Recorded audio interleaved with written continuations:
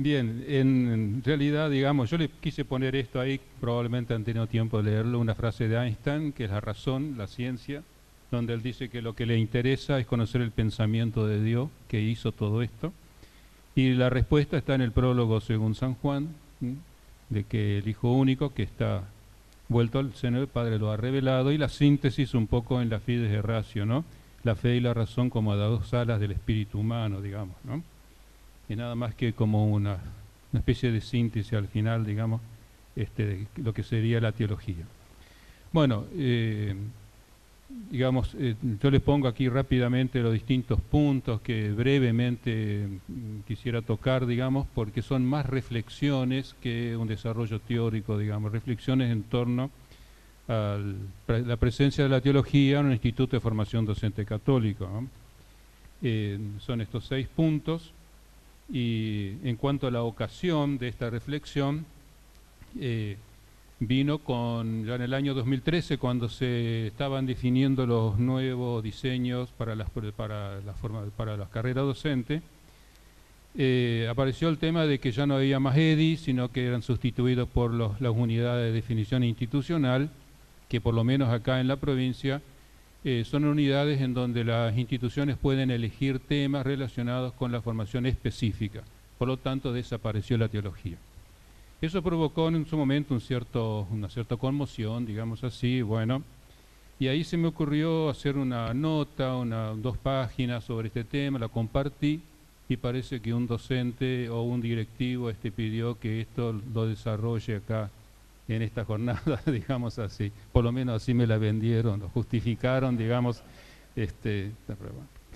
Bien, en cuanto a este tema de la famosa resolución, yo no me voy a detener en esto, simplemente le subrayo así que esto está, digamos, esta resolución siempre tiene que ir en acuerdo con las jurisdicciones. Esto se puede interpretar como se quiera, pero también puede ser un caballo de Troya, digamos, ¿no? Lo cierto es que en la provincia aquí no existe ya, por lo menos hasta ahora, los espacios institucionales. Pero yo creo que cuando se presentan estas situaciones son a veces oportunidades también para reflexionar un poco más profundamente, ¿no?, en todos estos temas, y generalmente ahí se abren también nuevas puertas, podríamos decir así, para la evangelización, que es lo que yo pretendo más o menos decir a lo largo de este desarrollo, digamos, ¿no? No tiene muchas veces sentido pelear por una cosa cuando uno puede, digamos, sacarle provecho de otro punto de vista. De modo de que vamos a primero rápidamente a dar una idea general así de lo que es en teología, porque me parece importante para después ver qué función puede cumplir en un instituto de formación docente. En el primer sentido, bueno, por teología lo que es, digamos así, como una descripción y de su ámbito natural, es que la teología evidentemente supone que hubo previamente una revelación divina de Dios invisible, que pronunció su palabra definitiva en el Verbo encarnado, que es Jesucristo, y se la puede describir, por lo tanto, como un discurso sobre Dios, pero que es respuesta a un discurso de Dios en su palabra. Y termina finalmente en un discurso a Dios en la oración. Una descripción así habla de una identidad entre teología y vida de fe, sería a grandes rasgos, ¿no? Ahora bien, este acontecimiento, digamos así, del discurso de Dios, de la revelación, que después contemplado, es conceptualizado en la búsqueda de su inteligibilidad, que es una inteligibilidad oculta, que se traduce evidentemente después en doctrina, o sea, siempre en esa tensión de creer y entender, digamos, ¿no? Bueno, entonces así, en sentido estricto, uno podría, digamos, definir que la teología es ciencia. ¿Mm? Ciencia en cuanto que es una reflexión en la que la realidad del creyente se esfuerza en comprender mejor, primero, los misterios revelados en sí mismos y en su íntima relación, y en segundo lugar, en sus consecuencias para la existencia humana, digamos, ¿no? Por lo tanto, la teología no es algo que queda encerrado en sí misma o en el grupo que la cultiva, sino que es un mensaje, una palabra para toda existencia humana. Entonces, como tal, esta teología se cultiva en las universidades, ¿m? Y en otros centros especializados, allí donde se investiga, se enseña, se publica. Hay mucho trabajo, digamos, en el mundo en estos últimos años. Y luego la teología sale de los claustros y se va trasvasando a distintos niveles académicos, algunos como una facultad de teología en la Universidad Católica, la formación de los sacerdotes en el seminario, en un profesorado de ciencia sagrada, se trasvasa después a otros niveles de la pastoral, la catequesis, etcétera, digamos, ¿no? Bueno, esto es entonces el ámbito natural de la teología. Y en los ambientes académicos que la cultivan, por ejemplo, están los profesorados de ciencia sagrada, o en grupos de formación en la pastoral, se supone que el que frecuenta esos ámbitos es porque tiene fe y tiene interés en profundizar su fe. Entonces, la teología es significativa para esa persona. Ese es entonces el ambiente natural, podemos decir así. Ahora, el ámbito educativo, por otro lado, la teología juega un rol, podríamos decir así, en procura de unificar existencialmente en el trabajo intelectual dos órdenes de realidad que muy a menudo se tiende a oponer como si fuesen antitéticas, la búsqueda de la verdad y la certeza de conocer ya la fuente de la verdad, como dice Juan Pablo II en un discurso en París. Entonces, podríamos decir que aquí está formulada la misión de todo instituto de formación católica, o sea, la verdad que libera, que da autonomía, verdad que nunca llega a ser posición definitiva, porque siempre estamos en búsqueda de esa verdad, o sea, la verdad plena. Claro que cuando hablamos nosotros de verdad aquí no la entendemos en el sentido filosófico. Verdad en sentido bíblico, teológico, es siempre la revelación, o sea, es la palabra, en última instancia, como diría Augusto Baltasar, la figura de Jesús que en sus 33 años, ¿no?, expresa, digamos, todo digamos, la revelación, el amor del Padre, ¿no?, que según von Baltasar es a la vez belleza que atrae, bien que genera vida y verdad que invita a la comprensión del misterio inagotable, digamos, como tal. Y bien, ahora, en la teología, en un ambiente, en un instituto de formación católico, se basa en el fondo en documentos. Entonces yo básicamente aquí presento dos documentos importantes, ¿no? En primer lugar está la Constitución Apostólica del año 90, que se llama Ex Corde Ecclesiae, o sea, significa desde el corazón de la Iglesia, la universidad medieval, cuál es su origen, nace justamente en el corazón de la Iglesia, ahí viene el título de esta Constitución, que se aplica a las universidades católicas. Universidad católica supone que es una universidad como las civiles, puede ser creada por un obispado o no, por una fundación, por un grupo de laicos, una universidad católica, que dentro de sus carreras tiene una facultad de teología, por ejemplo, ¿no? En toda la Universidad Católica deberá tener una facultad o al menos una cátedra de teología de acuerdo al documento del Concilio Vaticano II. Entonces tenemos así que en una universidad católica pueden tener distintas carreras como medicina, ingeniera, abogacía, etcétera, pero se pide que haya una facultad de teología, entonces se asegura una presencia institucional de la teología. Trasladado esto a los institutos de formación docente sería el profesorado en ciencias sagradas, que por lo que yo he visto en la página del sitio del Montoya tiene profesorado de ciencias sagradas dentro del conjunto de sus carreras, digamos, como tal, lo cual no es lo común, ¿no?, por las dificultades, digamos, obvias a veces en este sentido, ¿no? Ahora bien, pero hay otro pasaje importante que es el derecho canónico. En este número 811 dice que en las universidades católicas ha de haber clases, y latín dice lecciones, en las que se traten sobre todo las cuestiones teológicas que estén en conexión con las materias propias de las facultades. Trasladado esto a los institutos de formación docente, que tiene que haber lecciones, pero que son temas, cuestiones que tengan que ver con la carrera. O sea, que estén en relación con esto, digamos. Eso es importante por lo que voy a decir después, digamos, ¿no? La expresión latina que se traduce en castellano, la traducción que trae clases, tenemos que tener en cuenta que el término lectio es un término muy amplio, ¿no? Que puede significar conferencias, cursos, etcétera. No significa necesariamente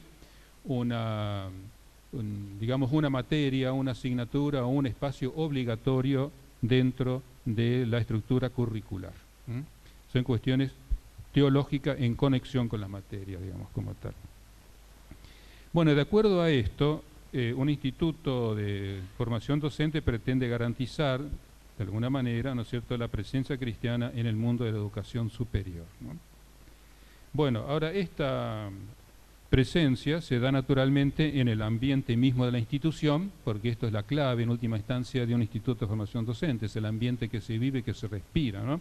Tiene que ser un ambiente evangélico, pero después de forma particular mediante la función de la teología como inspiración de la pastoral por un lado y como disciplina por otro. Se puede dar también como disciplina. Y de ahí viene lo que voy a apuntar directamente ahora, las formas concretas de presencia de la teología en la institución. Puede estar presente como espacio institucional, como se ha venido dando hasta ahora y como todavía se sigue dando en algunas partes seguramente, ¿no? Que es un espacio obligatorio, por lo tanto, incorporada a la caja curricular de cada carrera. Y bueno, históricamente se ha visto de que hay varias formas de incorporar la teología, así como un espacio institucional. A veces se la imparte como tratados de teología, trasplantado muchas veces de los planes de formación de los seminarios, por ejemplo, revelación, cristología, eclesiología y hasta sacramentos, o se hace catequesis para adultos, digamos, como tal, ¿no? Entonces, sobre esto hay que hacer algunas observaciones, me parece, digamos, ¿no? Porque el ambiente pedagógico, digamos, no es normalmente el ambiente, un ambiente católico o un ambiente homogéneo de fe, como se da en un profesorado de ciencia sagrada, o en cursos, digamos, especialmente de teología, en donde los que participan ahí son creyentes y tienen interés en profundizar la teología. Esto no se da en un ambiente, digamos, escolar o pedagógico como tal. Es un ambiente plural, podemos decir así, digamos, como tal, ¿no? Por lo tanto, esto trae aparejado, digamos así, algunas cuestiones, porque hay alumnos que se inscriben de otras confesiones religiosas o directamente son indiferentes, porque la verdad que nadie se inscribe a una carrera con interés de estudiar teología. Entonces, esto ya, yo recuerdo cuando yo daba clases ya en psicopedagogía, pertenecía a la Teresa de Ávila, que era de la UCA, yo en los años 70 recién iniciaba, me fueron pasando cosas, yo por experiencia, digamos, me fui encontrando con situaciones que me llevaban a pensar, digamos, en torno a estos temas, ¿no? Y dentro de la planificación, bueno, estaba, por ejemplo, el tema del ayuno. Bueno, entonces, traté de explicar el sentido del ayuno, que tiene un sentido ascético, en cuanto que ayuda a que uno tenga dominio sobre sí mismo, y un sentido ético, porque te hace experimentar el hambre, lo cual te hace sensible frente al hambre de los demás. Bien, en un examen parcial escrito encontré 3 respuestas. La primera, que el ayuno tenía un sentido escéptico. Quiere decir de que no estaba muy convencida esta alumna. Otra, que tenía un sentido aséptico. y ya estamos en la higiene, digamos, ¿no? Pero la más interesante, la más acertada creo que fue la tercera, que el ayuno tiene un sentido estético. Ahí me di cuenta que mis expectativas no tenían nada que ver con las expectativas de mis alumnos. Yo estaba enseñando allí de la misma manera que lo estaba haciendo en el seminario, ¿no? Me equivoqué de ambiente, digamos, ¿no? Acá tengo un ambiente completamente diferente. Si yo hubiera empezado a hablar de una receta para adelgazar, probablemente hubiesen entendido bien el tema del ayuno, pero no era esto, digamos, ¿no? Por lo tanto, ya nos hace ver de que aquí hay que encarar la teología de otra forma, digamos así, ¿no? Bien, entonces digo que es un ambiente plural. Nosotros, por ejemplo, acá en el instituto, en los estudiantes que observan el descanso sabático, están eximidos de la asistencia los viernes, de tarde, digamos, cuando comienza el sábado. Y tenemos que pensar que tal vez en otras partes todavía no se da esta situación, pero tenemos que pensar que dada la movilidad tan grande que hay de población, no sería nada extraño que dentro de unos pocos tiempos nosotros tengamos estudiantes musulmanes en nuestras instituciones, digamos, ¿no? Y entonces, esto va a ser cada vez más plural probablemente, digamos, como tal. Y esto lleva entonces a plantear el tema, hasta qué punto puede haber un espacio de teología obligatorio para todos, porque uno necesariamente ahí tiene un auditorio cautivo, que se ve obligado a asistir, a estudiar y a aprobar determinados contenidos que no les son significativos. A lo sumo, yo he tenido alumnas, las más brillantes eran judías precisamente en Paraná. ¿Por qué? Porque querían tener un buen promedio, seguramente, o les interesaba conocer la religión católica, pero no les era significativa para su vida, digamos, como tal, ¿no? Entonces la Escorde, en este sentido, exhorta, en ese sentido, digamos, el respetar la libertad religiosa, en el número 27, ¿no? Y dice después más adelante que el Instituto Católico está animado por un espíritu de libertad y de caridad, caracterizado por el respeto recíproco, por el diálogo sincero y por la tutela de los derechos de cada uno. Ayuda a todos sus miembros a alcanzar su plenitud como personas humanas. Y después dice en el número 27 de los miembros no católicos, en fin, se espera el respeto al carácter católico de la institución, mientras que la universidad o el instituto de formación a su vez deberá respetar la libertad religiosa. Entonces eso es algo claro, digamos, que ya está en los documentos como tal. Bueno, volviendo entonces al tema de la función de la teología, vemos entonces que tiene que cumplir, si se la respeta como espacio institucional, otra función. Pero el profesor de teología ahora, para poder hacer eso, tiene que estar previamente suficientemente familiarizado con los contenidos de los campos, sobre todo la formación general y la formación específica de cada carrera, y yo diría también de las prácticas, en algún sentido, digamos, como por lo que entendí hoy de la exposición anterior, la práctica no es algo que viene añadido después, digamos, porque ya está en función, tanto la enseñanza como la formación está en función de aquello, digamos, no del desempeño futuro. Por lo tanto, eso el profesor de teología tiene que estar suficientemente compenetrado con todo esto, digamos así, ¿no? Y después, para eso, la mejor manera probablemente sea que el profesor de teología interiorice las planificaciones de las distintas materias, distintas asignaturas, para saber cómo desde la teología él puede decir algo en ese sentido. Lógicamente después está el diálogo con los colegas, está todo el trabajo interdisciplinar, digamos así, que es una de las formas de trabajar, ¿no? Bueno, para entonces recurrir, digamos así, un poco y hacer presente la teología como espacio institucional obligatorio, creo que tienen que ser temas, como dice el Código de Derecho Canónico, que se refieran a la especialidad de la carrera. Yo les traje como ejemplo una publicación, un libro de José Ruiz de la Peña, que se llama Crisis y Apología de la Fe, que es Evangelio y Nuevo Milenio. Rápidamente les pongo los grandes títulos de sus capítulos y que se adaptan, digamos, muy bien, y un tiempo lo trabajamos aquí en el agrupamiento de matemática, biología y geografía, ¿no? Que serían las ciencias, podemos decir así, más duras, digamos, por de tanto, ¿no? Entonces, el lado oscuro de nuestra cultura se refiere en última instancia a la inteligencia artificial, a todas estas cosas que empezaron hace unos años atrás, digamos así, ¿no? Después el desafío cientifista es considerar las ciencias positivas, digamos, o experimentales como las únicas válidas. El desafío antropológico, las distintas concepciones filosóficas que inciden en la concepción del ser humano, no solamente de la filosofía, sino de la psicología, etc. El desafío ético, si hay una ética universal, no la hay, cómo la puede haber, la ética de las distintas religiones, etc.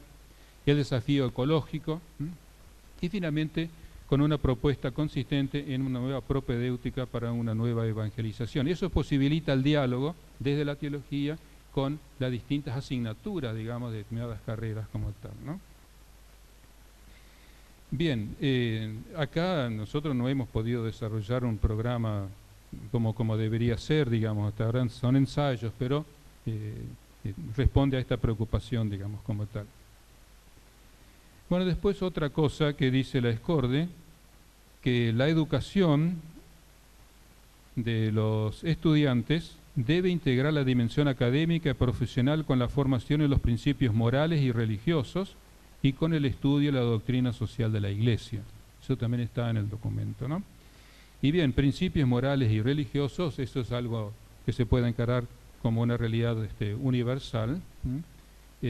Hay un documento de la Comisión Teológica Internacional sobre una nueva interpretación de la ley natural que parte de las distintas religiones, etcétera. Bueno, son formas para iluminar, digamos así, esto, y puede ser de interés para todo, aunque no sea cristiano. Y después la doctrina social de la Iglesia. Me llamó la atención que lo menciona explícitamente. Y bien, en realidad la doctrina social de la Iglesia es teología, pero es teología enfocada a las distintas realidades de la existencia humana, problemas sociales y demás como tal, ¿no? Y me llamó la atención un artículo, porque yo suelo revisar un poco los diarios, qué sé yo, y en La Nación del domingo del 13 de septiembre hay un artículo de un señor Román Lechtman sobre el Papa Francisco, en donde dice: Vaticano, un estado entre el cielo y la tierra. Dice: ahora el Papa despliega un estado religioso que no solo se preocupa de sus fieles, sino también del mundo y sus circunstancias. Esa es una curiosidad, digamos, para este hombre. Evidentemente, como que un estado religioso solamente tiene que ocuparse hacia adentro, ¿no?, de sus cuestiones religiosas, digamos, ¿no? Pero se ocupa también del mundo y sus circunstancias. Bien, la doctrina social de la Iglesia es quizás el mejor ejemplo de esto, digamos, ¿no?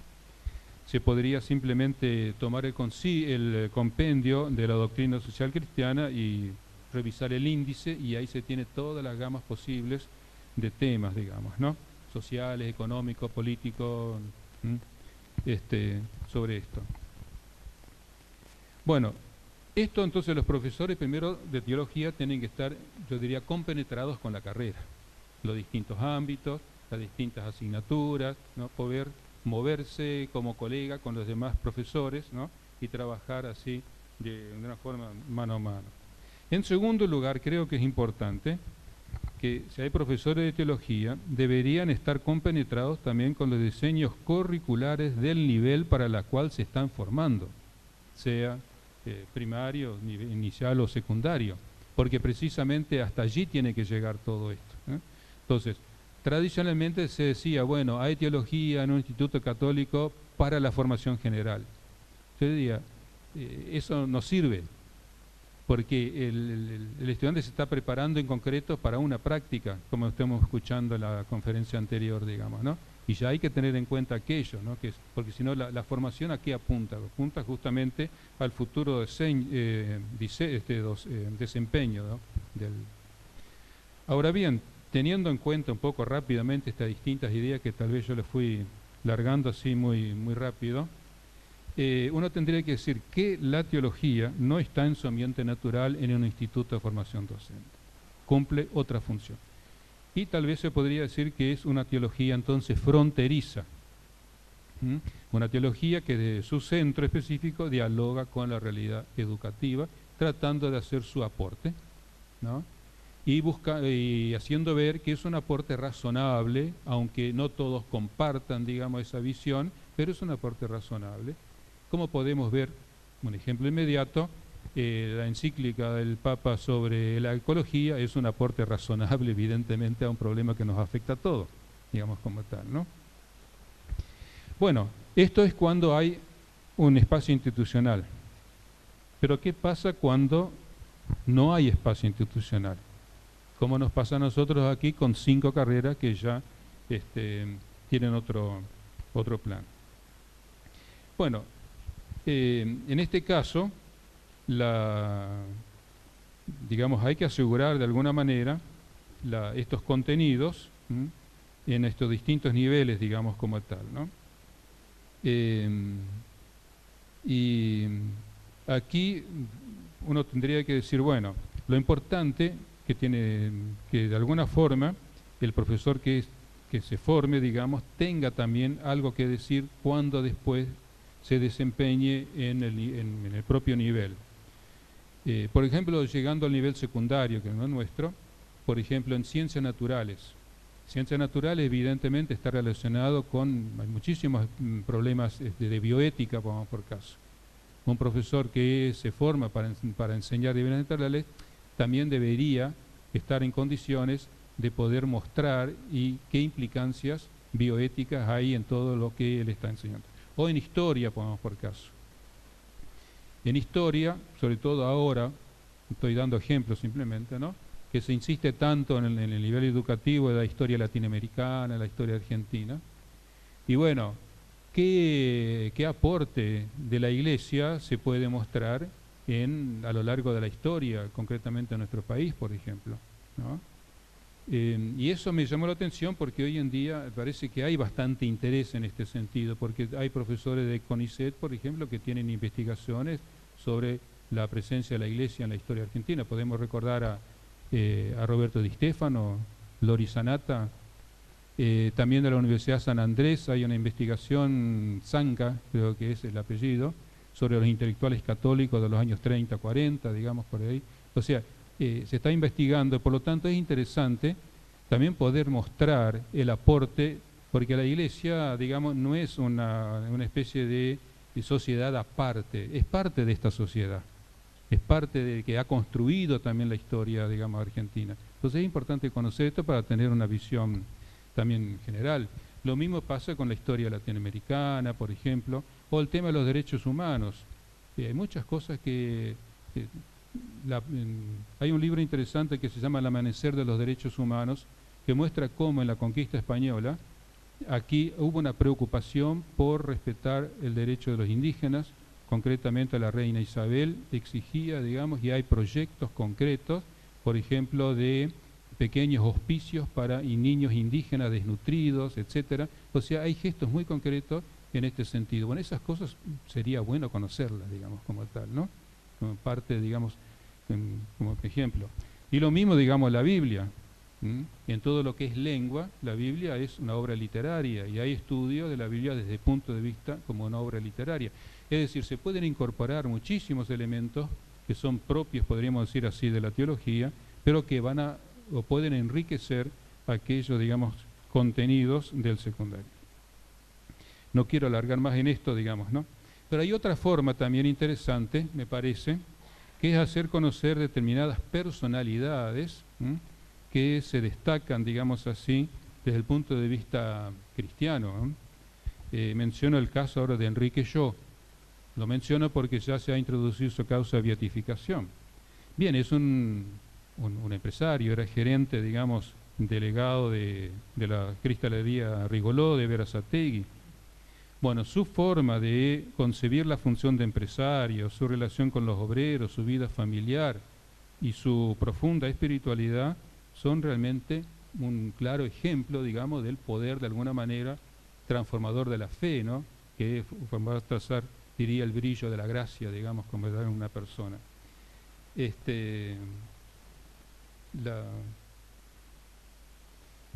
puse aquí, digamos, algunos videos de YouTube, porque hay una vida de un testimonio que ya se hizo en función de preparar la causa, y un profesor nuestro estuvo trabajando en esto, es profesor de historia Juan de la Cruz Ojeda, y una película que se ha hecho actualmente se llama El Apóstol Sonriente. Ustedes buscan en YouTube, tienen, digamos, esto, ¿no? Incluso la película completa, digamos, ¿no? Bueno, estas cosas son también buenas, un poco para ver, porque la teología en última instancia no es simplemente nivel de enseñanza, de contenidos, de conocimiento, sino que, como dije al principio, en el fondo es vida. Es vida de fe, digamos, y se traducen determinadas, digamos así, visiones de la realidad, de los distintos problemas, y también en la manera de vivir, por ejemplo, una persona concreta, digamos. Bien, yo no quiero cansarlos, pero terminar rápidamente. Lo quise dar como ejemplos, traté de ser en un sentido práctico para hacerme entender hasta ahora, espero que lo haya logrado. Pero ¿qué fundamento tiene todo esto, digamos así? ¿Qué fundamento tiene en última instancia el hecho que se haga accesible la teología, que de por sí es significativa para el que cree, en otro ambiente en donde tal vez no todos estén interesados en esto? Hay un fundamento antropológico, digamos, como tal, ¿no? Y es que en todo hombre, de alguna manera, toda persona humana, de alguna manera, espera una buena noticia. Hay en un libro, un teólogo alemán que se llama Hans-Jürgen Verweyen, que tiene una obra que se llama La palabra definitiva de Dios, y comienza con un relato de Kafka, que es un mensaje del emperador. Y bueno, dice la leyenda que el emperador en su lecho de muerte llamó a un sirviente y le susurró al oído un mensaje muy importante. Y es tan importante era el mensaje que se lo volvió a repetir y le pidió al sirviente que se lo repita varias veces para asegurarse de que lo había retenido exactamente. Y este sirviente sale para transmitir el mensaje y se encuentra con la sala llena de funcionarios, de soldados, de sirvientes, y a codazo tiene que abrirse camino, y sale y se encuentra con otra sala, con escalera atestada de gente, otro patio, típicas palacios prohibidos, digamos, ¿no? Y sigue indefinidamente, ¿no?, luchando para seguir adelante, mientras tú, termina diciendo, estás sentado a tu ventana esperando el mensaje del emperador al caer la tarde, ¿no? O sea, es una parábola. Hay distintas interpretaciones, pero acá una parábola. Por un lado tenemos el mensaje que fue dado y están los signos que la acreditan, y por otro lado está el destinatario del mensaje que está esperando, y como no le llega el mensaje se lo imagina como tal, ¿no? Entonces tenemos por un lado el mensaje y saber de que de alguna manera, aunque sea inconscientemente, todo ser humano espera, digamos, un mensaje que dé sentido a su vida, digamos, ¿no? Y el Catecismo de la Iglesia Católica empieza justamente con este tema, tomando el tema medieval del deseo de ver a Dios, digamos, ¿no? Dice, el deseo de Dios está inscrito en el corazón del hombre, porque el hombre ha sido creado por Dios y para Dios. Dios no cesa de atraer al hombre hacia sí, y solo en Dios encontrará el hombre la verdad y la dicha, digamos, que no cesa de buscar. Y cita ahí a Hechos 17, donde San Pablo dice que Dios creó al linaje humano y lo puso en este mundo para que lo busque, de modo que por lo menos a tientas lo pueda encontrar, ¿no? Porque en él vivimos y existimos, dice, ¿no? Y también después el Papa Benedicto, bueno, la Fides Ratio en este sentido desarrolla esta a partir del tema del conócete a ti mismo, griego, ¿no? que en su origen, y eso no lo dice la Fides de Ratio, sí, pero en su origen, el conócete a ti mismo es negativo. Conócete que no eres un Dios, eres un simple mortal. Pero en la tradición cristiana se transformó, adquirió un sentido positivo. Conócete en cuanto a imagen de Dios. Hay un libro muy interesante que me impactó cuando lo leí por primera vez, cuando estudiaba filosofía, que es de Delibac, que se llama El drama del humanismo ateo, ¿no? Y dice que al principio la predicación cristiana fue un grito de liberación, porque en el mundo griego el ser humano es un pedazo, un punto dentro de todo el universo.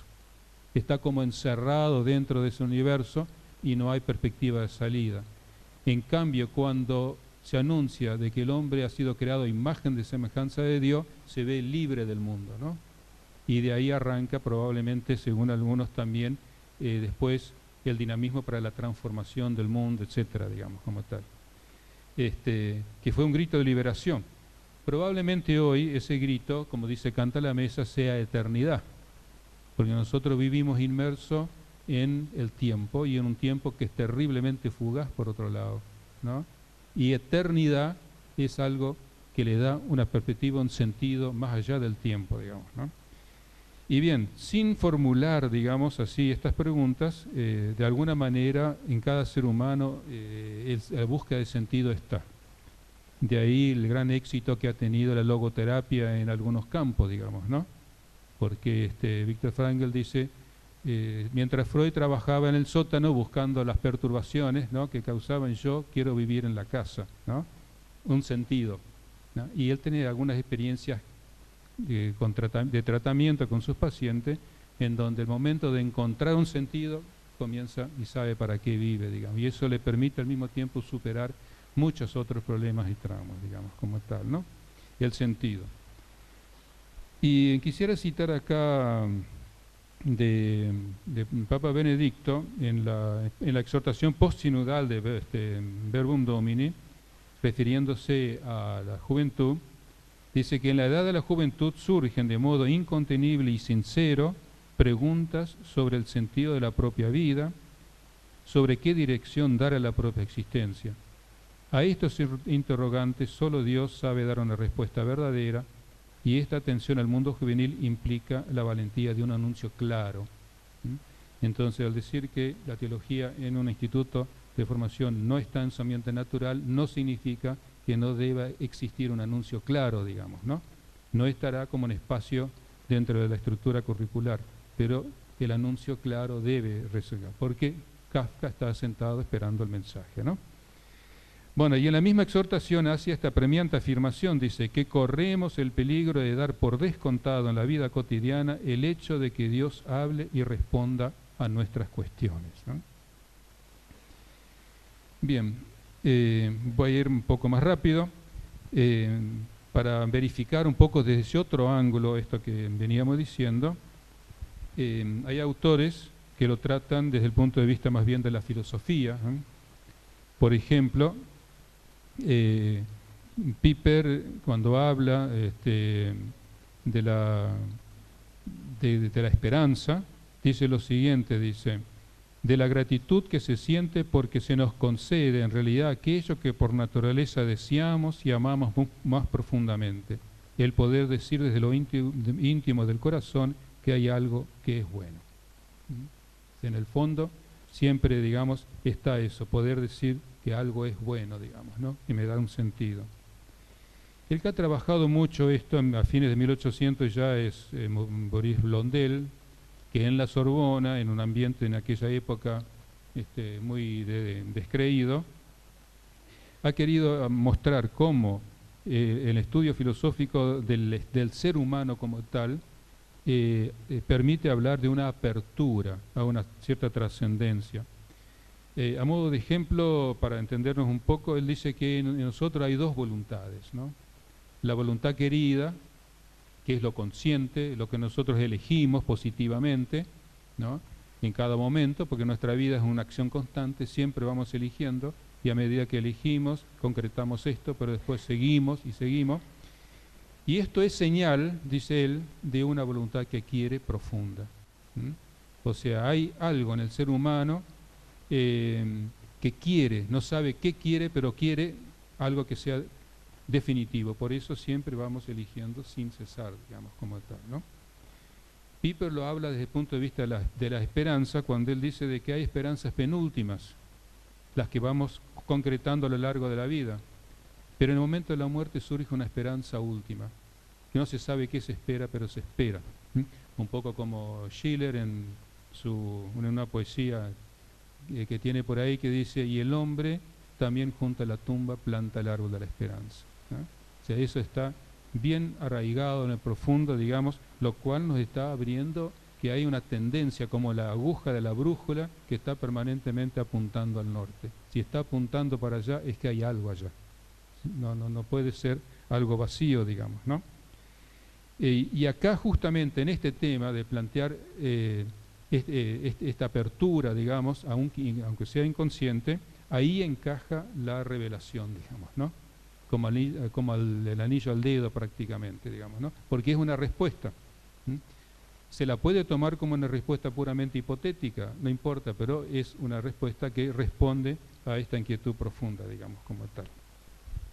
Para terminar, yo quisiera mencionar algún caso concreto, digamos así, de nuestra época, que son los casos, podemos decir así, de conversiones al cristianismo, digamos, ¿no? En Europa ha salido un libro que se llama Los nuevos cristianos de Europa, de distintos niveles culturales, etcétera, digamos, como tal. Les voy a traer simplemente el caso de un muchacho turco, ahora que está de moda la inmigración, digamos, como tal, ¿no? Es musulmán, y él dice lo siguiente, en una entrevista que sacó un diario italiano. Dice, inicié a acercarme a la fe cristiana con 18 años. Tras haber conocido en mi ciudad, Antaquia, a un cristiano que luego se convirtió en mi amigo. Tras mi encuentro con algunos cristianos empecé a leer la Biblia, y en especial el Nuevo Testamento. Inmediatamente me fascinó la persona de Jesús. Es la famosa figura de la cual habla Urson Baltasar, que es verdad, que es belleza y bondad, digamos, al mismo tiempo, ¿no? Me fascinó la persona de Jesús. Esta fascinación que aún hoy día me cautiva y la sorpresa de que Jesús me ama tanto que fue crucificado y dio su vida por mí, son los motivos por los que me he convertido al cristianismo. Lamentablemente nosotros a veces tenemos la desgracia de ser cristianos viejos, digamos, ¿no? Que no tenemos fácilmente esta experiencia, digamos, como tal, ¿no? Es como el agricultor del campesino del Evangelio, ¿no? Que todos los días araba su campo y seguramente estaba muy satisfecho con su vida, hasta que sorpresivamente apareció un tesoro, digamos, como tal, ¿no? Y bien, este muchacho que se llama Timo Güsel Mansur, se fue a Alemania para estudiar, como muchos turcos en Alemania, y ahí, ya siendo cristiano y bautizado, estudió teología con los jesuitas en Frankfurt y terminó doctorándose en teología. Y actualmente trabaja, es director del Centro para las Relaciones Cristiano-Islámicas y Documentación de la Conferencia Episcopal Alemana. Tenemos como un caso que ha descubierto, digamos, esto, y llega a tener una función, digamos así, de este nivel como tal, ¿no? Bien, hasta ahora he estado hablando de teología y y de los profesores de teología. Pero hay también un documento de la Congregación para la Educación Católica que habla de los profesores católicos en las instituciones educativas, general, también estatales o no confesionales, por decir así. Entonces dice lo siguiente, él habla del testimonio del profesor católico, que no consiste ciertamente en introducir temáticas confesionales en las disciplinas que enseña. Cambiando mutatis mutandi, como se dice, esto también un profesor de teología lo podría hacer a veces, digamos, ¿no? No introducir temáticas confesionales, sino en abrir el horizonte a las inquietudes últimas y fundamentales de lo que veníamos hablando, ¿no? Detectar estas preguntas, ¿no? una presencia activa ante las preguntas, a menudo no formuladas, de esos espíritus jóvenes que andan a la búsqueda de referencias y certezas de orientación y de metas, digamos, como tal, ¿no? Bueno, esto significa que tiene que haber, digamos, como una presencia, un acompañamiento, tanto de docentes que son creyentes, como del animador pastoral en una institución, ¿no?, que incluso podría tener auxiliares si no hay, por ejemplo, esos espacios de definición institucional, para compartir espacios, trabajos interdisciplinares, talleres. Hay muchos formatos hoy en día que posibilitan, digamos, este intercambio, ¿no?, de lo que es teología, fe, con las otras actividades propias de una formación docente, digamos, como tal. Y termino con esto, que es un poco el caballito de batalla, digamos, bíblico en toda esta temática, digamos, como tal. Es de la primera carta de Pedro, ¿no?, en 3:15, en donde él dice que es una situación de persecución en aquella época difícil.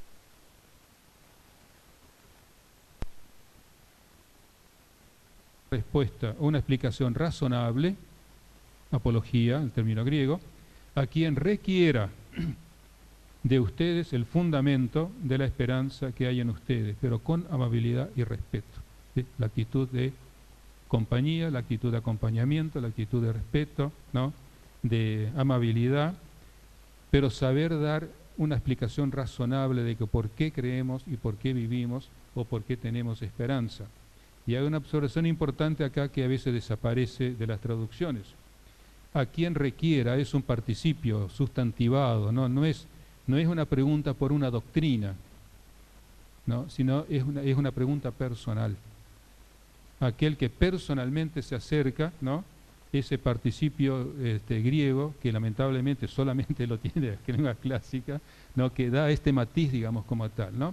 Entonces, alguien que no viene simplemente con una curiosidad teórica, que yo le dé una respuesta teórica, sino que es alguien que viene personalmente con una inquietud, que solamente requiere cercanía, una respuesta, depende del momento y de la prudencia, ¿no?, y estar disponible para prestar atención y el diálogo, digamos, como tal. Bueno, les agradezco la paciencia y espero que haya sido útil de alguna forma, ¿no?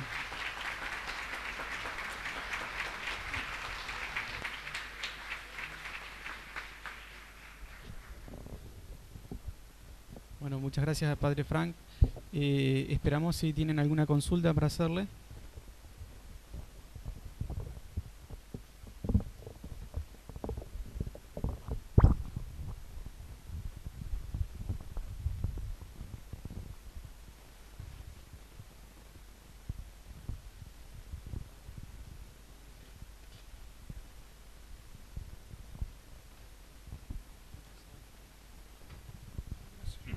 Hola, hola. Bueno, sí. Más que una pregunta, primero agradecerle los aportes, realmente que usted haya tomado esa inquietud de reflexionar sobre la situación de los institutos de formación docente y tirar algunas líneas, algunas pistas para pensar la inclusión y este compromiso que tenemos todos los que estamos acá presentes de la formación de docentes católicos. Y a continuación les quería compartir cómo ante estas mismas preguntas nosotros hemos elaborado, diseñado y estamos transitando algunos itinerarios. Somos de Córdoba, del Instituto Nuestra Señora de Fátima, y nos ha quedado un solo espacio en primer año dentro del plan. En esto de esta pérdida de estos espacios de identidad, pero interpelados por esta situación no nos quedamos con el concepto de pérdida y asumimos el compromiso de la oportunidad. Entonces, tenemos en principio dos trayectos.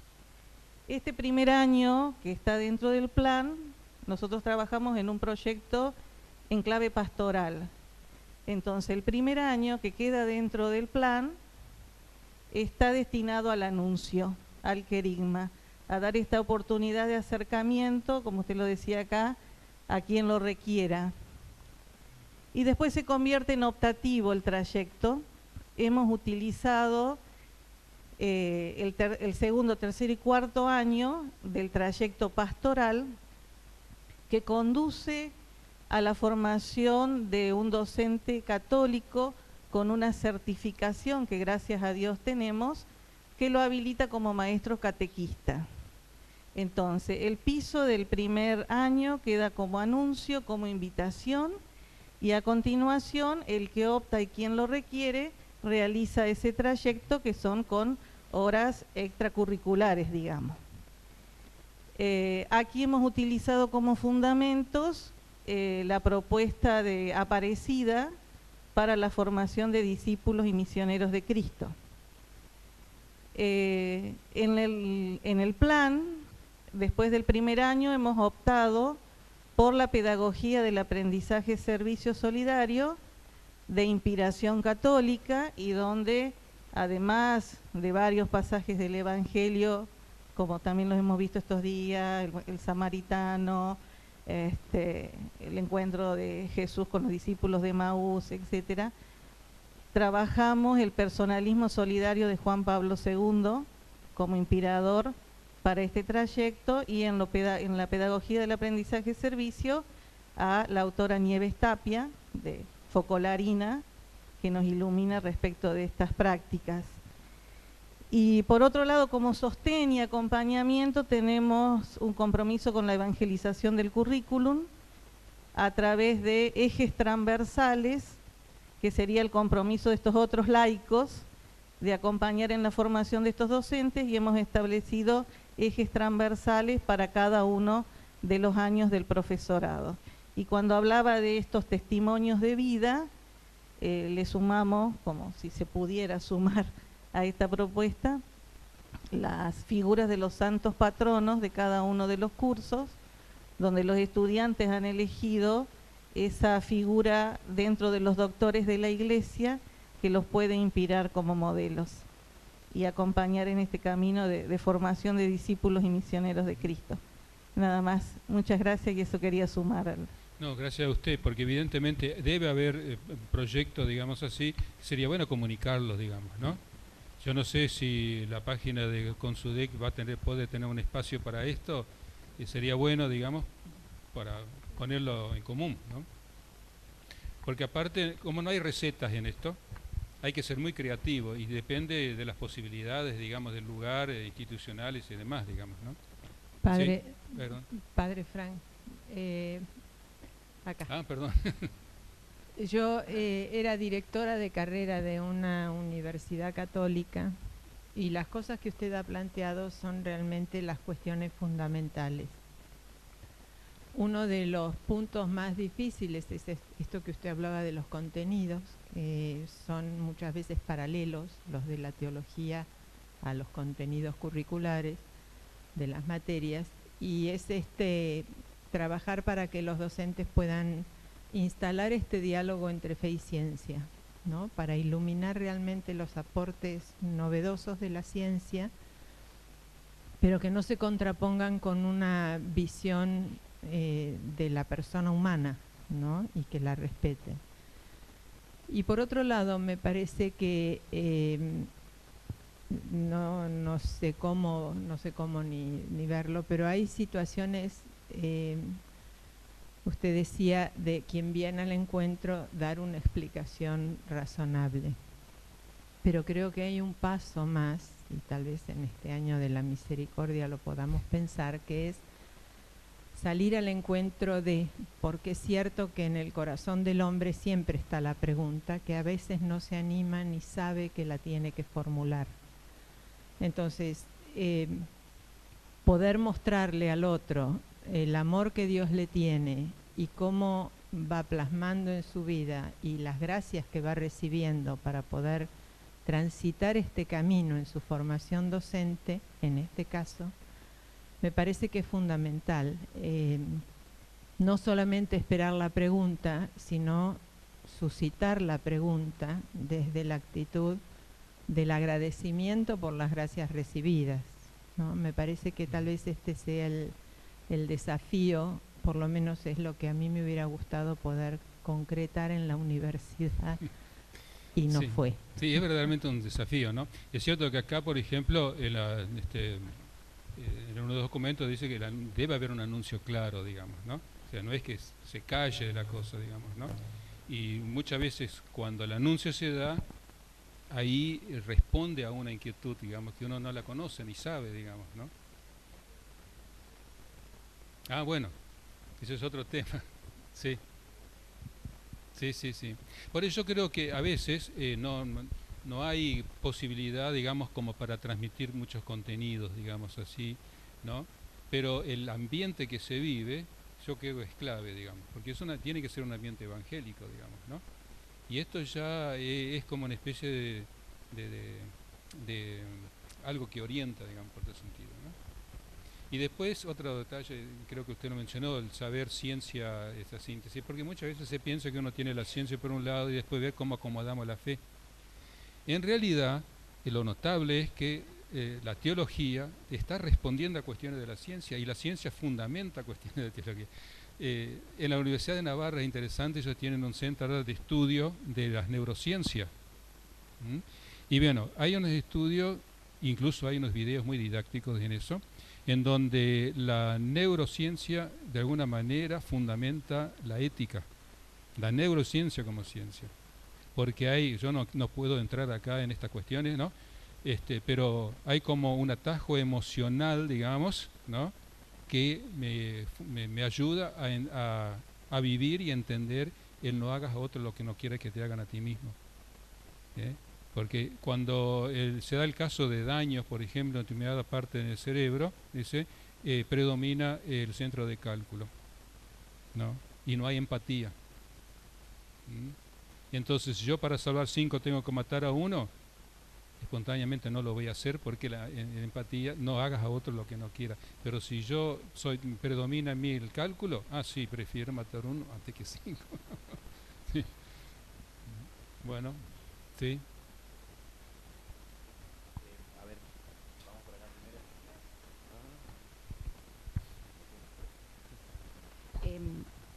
A mí me surgieron muchísimos interrogantes de escucharlo. No sé si tienen respuesta, por lo menos mi búsqueda hace 30 años de esta situación del lugar de la teología, porque he sido asesora pedagógica en escuelas católicas y ahora estoy coordinando las prácticas docentes en un profesorado de ciencias sagradas. Entonces, primero, yo he visto que este discurso de esta expresión a la que adhiero de que debe ser libre la formación en la teología, genera en muchas instituciones una respuesta, yo no quisiera decir fácil, pero no está el espacio, lo dejamos en el clima, en tratarnos bien. Y yo creo que elegir porque no sea opcional es un desafío mayor que tener el espacio, porque significa que el clima es una punta y hay que buscar cómo instaurar un clima que no solo sonreírnos y tratarnos bien y con ciertas consideraciones. Es un trabajo permanente de integrar, de hacer que los valores cristianos rijan la vida. Segundo, supone también un trabajo interdisciplinario de diálogo permanente en las instituciones de profesores de teología o sacerdotes con las áreas.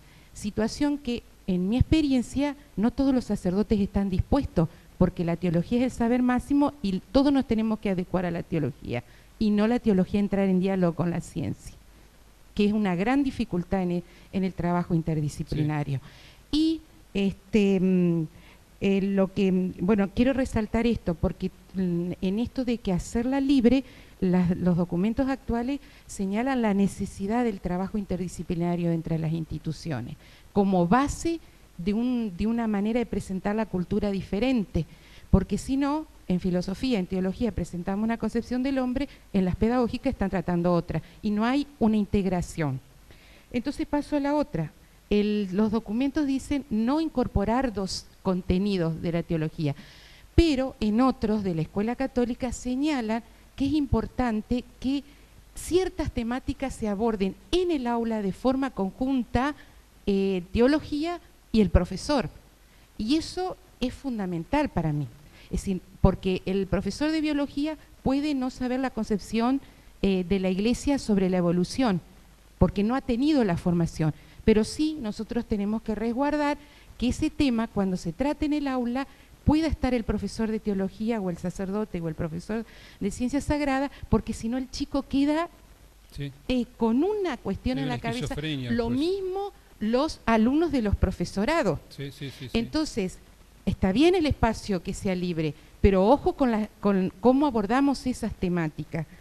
Entonces, y a mí siempre tengo dos cuestiones que todavía no le he podido dar una respuesta última, que es cómo conciliamos la identidad de la escuela católica o del profesorado, que nos señala que debe haber una evangelización explícita, con esto de dejarlo libre.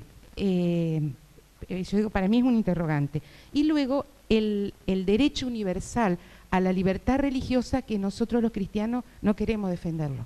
Porque si uno ve la lucha que está haciendo también la Iglesia en otros ámbitos, está pidiendo la libertad religiosa y que pueda haber institutos en África, en Irak, de formación cristiana. Y nosotros decimos, no, dejémoslo, que el espacio sí está bien, no está bien. No digo que sea su postura, padre, sé que lo veo en algunos funcionarios, que son gente de fe también. Entonces, para mí también hay como un defender a fondo, y el Papa lo está pidiendo, lo de la libertad religiosa, llevar este derecho a entenderlo en profundidad, lo que significa como tal, porque, y ahí viene la otra cuestión, tenemos un profesorado de ciencias sagradas reconocido oficialmente, y quienes ejercen estas tareas no son reconocidos en antigüedad, ni se le reconoce su trayectoria docente, el sistema.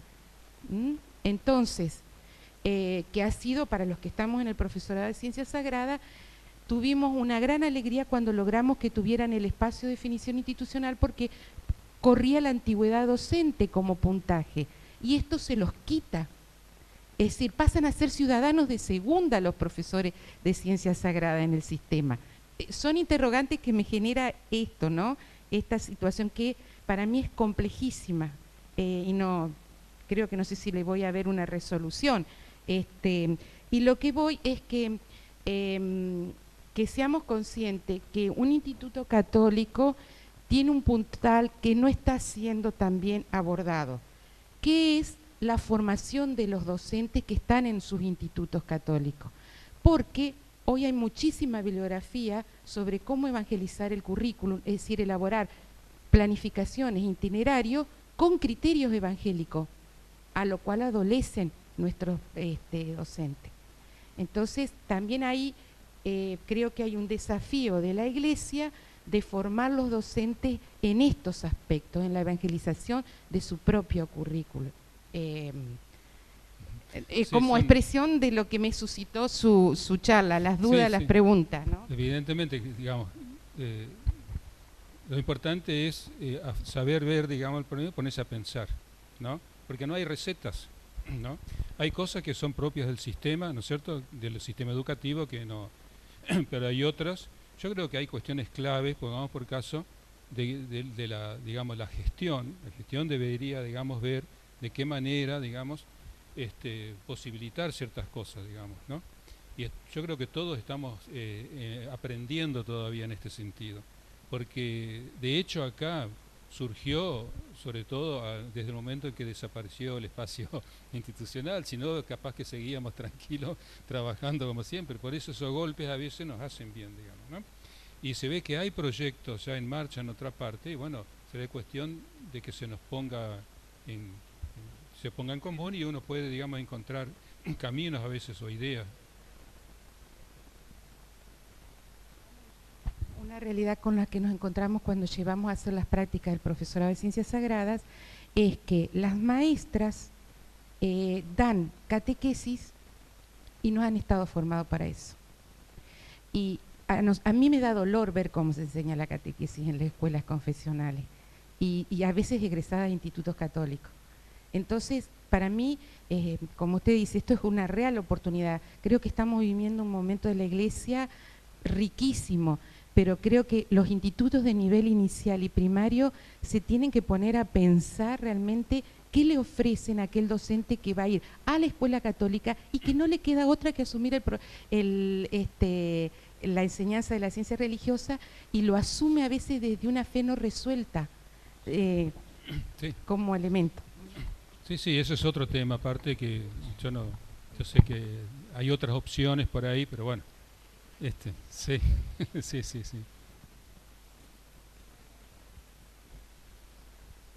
Le agradecemos muchísimo al padre Frank y a ustedes por la escucha y le damos un regalito.